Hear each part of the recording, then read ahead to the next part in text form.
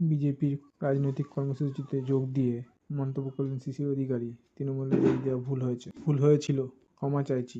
শুক্রবার পূর্ব মেদিনীপুর ভগবানপুরে বিজেপি রাজনৈতিক কর্মসূচিতে যোগ দিয়ে মন্তব্য কাঁথির প্রাক্তন সাংসদ শিশির অধিকারী। তার দাবি, সংসদ থাকাকালীন বিভিন্ন প্রকল্পে কেন্দ্রীয় সরকারের কাছ থেকে অর্থ অনুমোদন করালেও সেই প্রকল্প বাস্তবায়িত হয়নি, যার ফলে ফেরত গেছে টাকা। তৃণমূলের একাংশের বিরুদ্ধে আর্থিক নয়ছয়ের অভিযোগ করেছেন শিশির অধিকারী। নাম না করে তৃণমূল বিরুদ্ধে আক্রমণ করেছেন। কোটি কোটি টাকা সম্পদ লুকিয়ে আছে, শুধু বলি চুরি করে বিক্রি করলো, কয়লা চুরি করে বিক্রি করলো সংসদ। এই অভিযোগে পাল্টা জবাব দিচ্ছেন তৃণমূল কংগ্রেস।